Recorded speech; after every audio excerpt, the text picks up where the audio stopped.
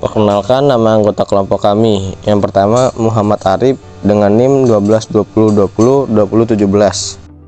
Yang kedua Rizkyana Khalida dengan NIM 1220202022. Yang ketiga Tita Nurmalati dengan NIM 1220202029. Materi yang kita presentasikan adalah Syar'u man qoblana dan Qaul Sahabi. Yang pertama Syar'u man qoblana. Definisi syar'u man qoblana. Syar'u adalah syariat atau hukum yang berlaku. Man adalah manusia atau umat. Qoblana adalah sebelum kita. Secara etimologi adalah syariat atau aturan hukum para nabi terdahulu sebelum datangnya syariat Islam yang dibawa oleh Nabi Muhammad SAW. Klasifikasi syar'u man qoblana. Yang pertama, hukum syariat dari umat terdahulu namun tidak disebutkan dalam Al-Quran maupun Sunnah. Yang kedua, hukum syariat dari umat terdahulu disebutkan di dalam Al-Quran dan Sunnah. Nah, ada dua golongan orang yang berpendapat.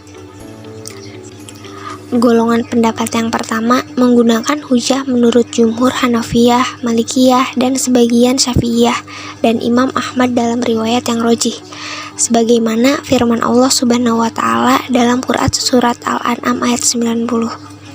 A'udzu billahi minasyaitonir rajim. Bismillahirrahmanirrahim. Ulaika alladzina hadallahu fabihudahu muqtadih. Yang artinya, mereka itulah para nabi yang telah diberi petunjuk oleh Allah, maka ikutilah petunjuk mereka.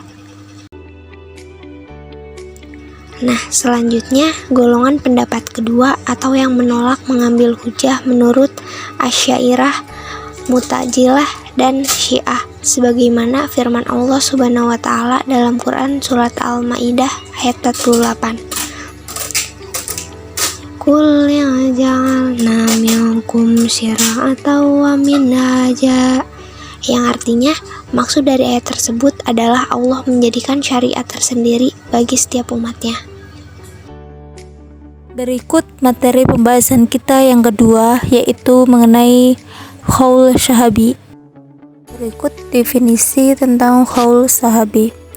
Kata qaul merupakan bentuk masdar dari qala yaqulu qaulan, yang berarti perkataan atau pendapat. Sedangkan sahabi adalah orang yang bersahabat dengan Rasulullah dan beragama Islam. Menurut beberapa pendapat, sahabat adalah seseorang yang bertemu dengan Rasulullah dan beriman kepadanya serta mengikuti dan hidup bersamanya dalam jangka waktu yang panjang, dijadikan rujukan oleh generasi berikutnya, dan mempunyai hubungan khusus dengan Rasulullah sehingga secara adat mereka dinamakan sahabat. Bahasan kita yang kedua adalah tentang klasifikasi qaul sahabi. Adapun menurut Dr. Muhammad Sulaiman Abdullah Al-Ashqar mengatakan bahwa macam-macam qaul sahabi ini ada dua. Poin yang pertama, perkataan khulafa ar-rasyidin dalam sebuah permasalahan. Dalam hal ini, para ulama sepakat untuk menjadikannya hujah, sebagaimana diterangkan dalam sebuah hadis, hendaklah kalian mengikuti sunnahku dan sunnah para khulafa ar-rasyidin setelahku.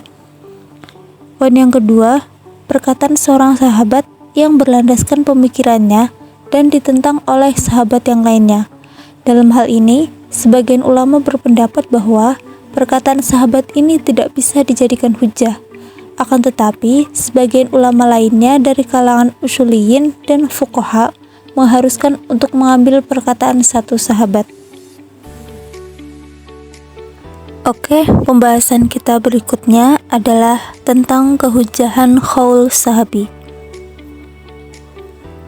Kehujahan qaul sahabi ini sering diperselisihkan di kalangan ulama.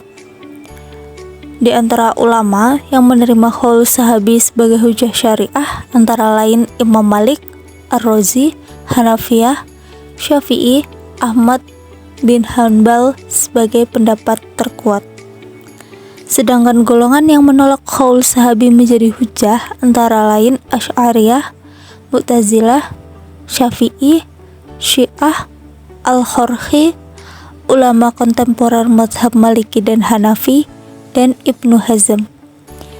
Sehingga dari ikhtilaf tersebut kemudian menimbulkan tarjih dari Wahbah Az-Zuhaili dengan berpendapat bahwa qaul sahabi yang merupakan pendapat perorangan bukan merupakan hujah syariah yang berdiri sendiri, sebab memiliki peluang benar dan salah. Qaul sahabi tersebut bisa menjadi hujah yang dapat diikuti ketika memiliki sandaran dalam bentuk nas, baik Al-Quran maupun Sunnah. Terima kasih presentasi dari kami. Kurang lebihnya mohon maaf. Haza wallahu yar'ana wa yafaduna walhamdulillahi rabbil alamin.